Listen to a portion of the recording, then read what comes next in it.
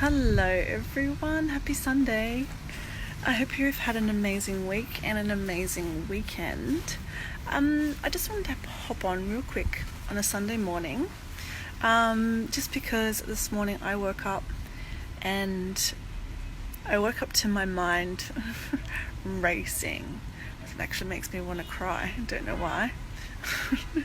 But it wasn't particularly fun in there, and I wasn't really enjoying waking up to a voice that was just like having a crack, and really just garbage. You know that experience of like your mind just like dribbling shit. Like dribbling shit, and like in a way that just makes you feel like icky and like, who turned on this radio station? Can we please change the channel?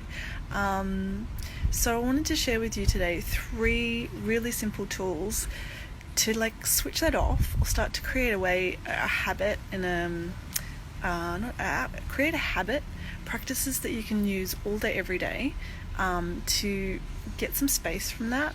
And these practices over time, done consistently, can really, really be more powerful. And it's like training a muscle.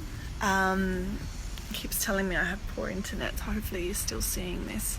It really helps us to train that muscle of like, it's almost like training our mind to not have these thoughts, and to give us some space from them, so that we can not feel anxiety and not feel shitty, because of the shit running through our heads. So the first one is the most powerful one, and the one that you have access to all the time, and that is your breath. I often say in my yoga classes that one of the most beautiful gifts we've been given is our breath. For obvious reasons, our breath is life-giving. It fills our lungs with oxygen that goes into our blood, that gives us life. But second to that is that it is something that we have access to every day, as a way to just drop in, and get away from our mind, simply by bringing all of that awareness that we give to those crazy thoughts. Instead of like thinking about them and giving your attention to all the crazy, nasty, terrible things it's saying, take that awareness and bring it to your breath. And a beautiful way that I like to do it is placing one hand on your chest and the other hand on your belly, closing your eyes, and then taking a really deep breath so that your hand on your belly moves out and the hand on your chest sort of stays still. So you want deep belly breathing.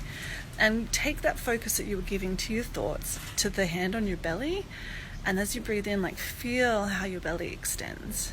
And then as you exhale fully, and like kind of push all the air out just gently, and then feel how your belly subsides, and like keep your awareness on that hand on the belly as you take really long, slow, deep breaths. What's happening when you do that is you're literally taking your awareness, your focus away from the mind to the present moment and to your breath, and you can do that all day. Like, the more you practice that, the easier it is to really just come back to breath throughout your day, to just give you that space from, and like stop the voice in your head. What else did I want to say about breath? I like to have my hand on my belly because it's really much easier for me to stay connected with my breath, because I can feel it in my body. If you feel like you can feel air coming in and out of your nose, you can focus there, or you can just get a sense of it moving through your throat, whatever works for you. But for me, I really like to have my hand on my belly because I can feel it, and I stay more focused on it, because I can actually feel it moving. So that's a really powerful one. And like this morning, I did that in bed. I just put my hand on my belly and I just breathed into my hand, and just was like, awareness over mind. So bringing my awareness to my breath over my mind. That's the first tip. And it's you breathing all day long. So that tool is with you on the bus, on your way to work, in a meeting, anytime you feel like things racing through your mind. Like you could be sitting having a conversation with your friend and like it could be stressing you out and you could feel your mind like racing. So just put your hand on your belly and like just feel that. You can still listen to that person and have your awareness on your breath, and it can calm you down. And the other amazing thing about taking big deep breaths like that is that it actually stimulates the parasympathetic nervous system, which helps us to send signals to our body to calm down, and it turns off the fight or flight response in our body that comes with like manic mind and those sort of thoughts that cause us to feel anxiety. When we feel anxiety, it stresses us out and it sets off a whole set of hormones in our body that creates a stress response. And when that happens, we then feel those feelings of anxiety and stress, which then sends signals back to our brain,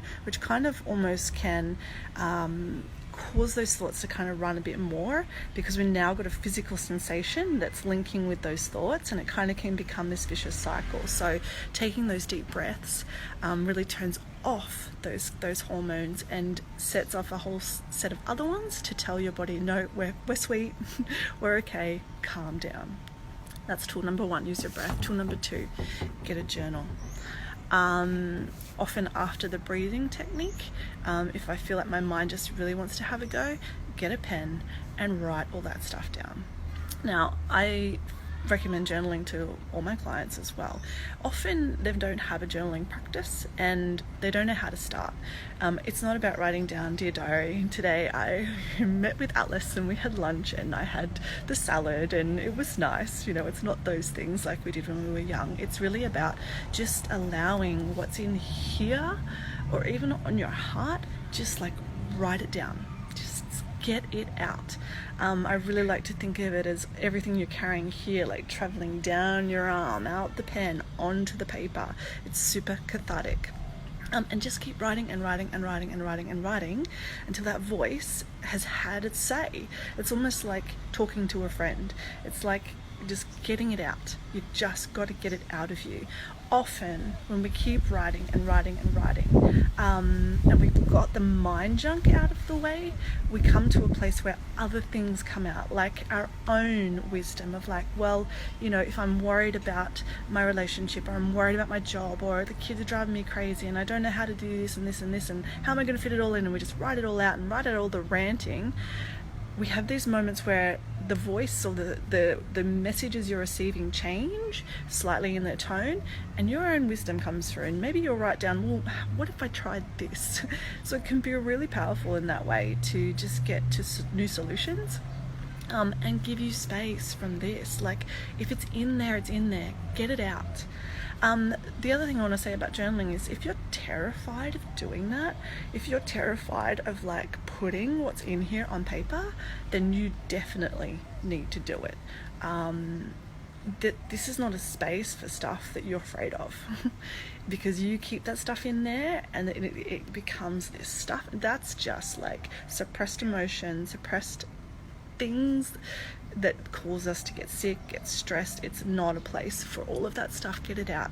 You can rip those pages out if they're super like emotional and you don't want your partner to see them, or your mom, whatever, your kids, or hide it.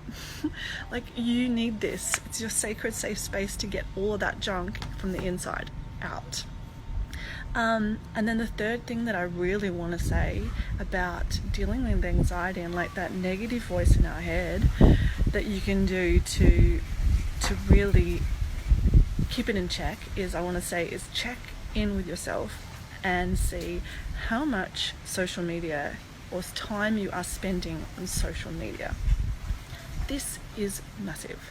I find myself doing it. You know, I don't know what I'm looking for sometimes, you know, and I was actually this morning scrolling through posts I had saved, you know, quotes, places I'd like to travel to, and then I also, through the process of seeing all these, I was like, wow, these people's lives are amazing, and I just started to hear that voice in the back of my head be like making me feel inadequate. Like, what about my life? Like, you know, these people have this most amazing, free, wealthy, healthy lives, and you know, you end up comparing yourself to, as we know, highlight reels of people because I mean, I try to keep my posts as honest as I can. I am not always feeling amazing, and I don't always look perfected. Look at this is my morning face. So just remembering that's not always real. And if you find yourself feeling shit about yourself after spending time on social media, think about either deleting accounts that make you feel shitty about yourself and only following stuff that inspires you or is educational or makes you feel good about yourself, or limit the amount of time that you're spending on social media in general. Maybe think about not going on there at all on the weekend, or really setting a timer and like only an hour a day or something like that. But social media is making us feel worse about ourselves, our lives, and is creating unrealistic expectations. Because I've actually found that from coming to Bali, I saved a whole bunch of pictures. I was like, oh my god, that place looks amazing, I've got to go there. 60, 70, 80% of the ones, yes, it looks like that. But I went to this waterfall the other day, and I got there and I was like, whoa. Either the person who took that photo came on a really amazing day, or they just edited the shit out of the photo, because that waterfall does not look like that picture. It was not crystal clear water, it was brown water. So don't believe everything you see on social media. That's my chat for you on a Sunday. 3 really simple, practical, easy tools to use when the mind is just giving you a hard time, making you feel shitty. Create space from that and breathe, get it out, and just check in with what you're feeding your mind, through social media or TV. Or what are you reading? Are you reading the newspaper? Or, as another client of mine used to do, listen to podcasts that are just like about the news and the world events that are genocide and mass murderings. I think that's genocide, but genocide and Trump. And are you listening to stuff that is just making you feel like the world is falling apart, which it is, but you don't need to listen to that like all day while you're like cleaning the house. So how are you feeding your mind? Okay, that's it for me on a Sunday. I hope you have an amazing Sunday. If you found this video helpful, I'd love a thumbs up. If you know someone who's dealing with anxiety or has a mind that just really makes them feel shitty, send them this video or put their name in the comments and let them know that there are 3 very simple tools that they can use to feel better and some space from that. And as I said, these things done regularly are really powerful practices that make disconnecting from the mind so much easier, like in an instant basis. Like you might find at first it's harder work. The more you do it, the easier it is, because it's just like it's like muscle. Like having these habits that are really, really, really intentional and done regularly, their effects are like going to the gym all the time, and like then you can lift up the heavy stuff. That's it for me on a Sunday. I'll see you during the week. Bye.